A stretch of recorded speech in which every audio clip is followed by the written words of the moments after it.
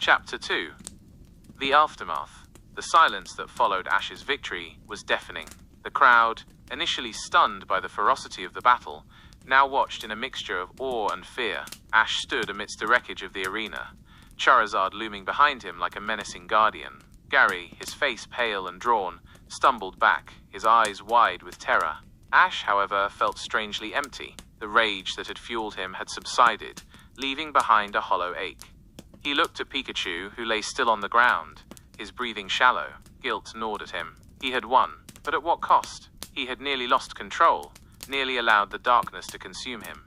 He knelt beside Pikachu, his voice gentle. "Pikachu, wake up!"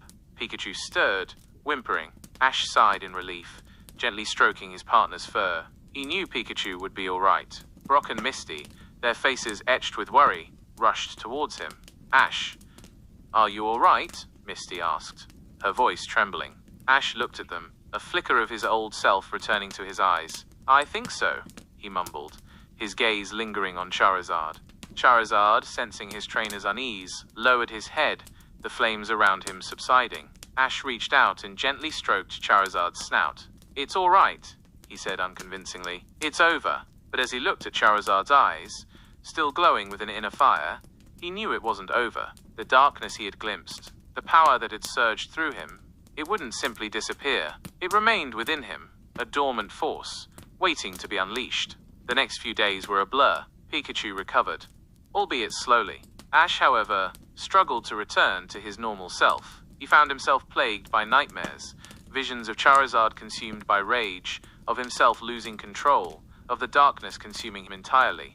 He trained relentlessly, pushing himself and Charizard to their limits, desperate to regain control, to suppress the darkness that lurked within. But the harder he pushed, the more intense the darkness grew, a shadow clinging to the edges of his consciousness. One evening, as he sat alone on the balcony of his hotel room, watching the sunset, a chilling realization dawned on him. He was no longer the same Ash. The boy who had set out on his journey with a carefree spirit and a love for Pokémon had been irrevocably changed. He had tasted power, true power, and the taste was intoxicating. He had felt the thrill of absolute control, the fear and despair he had inflicted on his opponent. And he knew, deep down, that he craved more.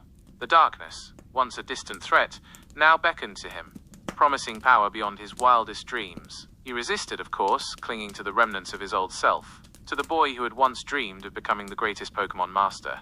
But the darkness was persistent, whispering promises of strength, of invincibility. And with each passing day, it grew stronger, chipping away at his resolve, tempting him to embrace the power that lay within.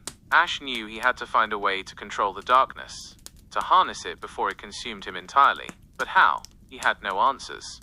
Only a growing sense of dread, and a chilling certainty that his journey had just taken a dark and unpredictable turn.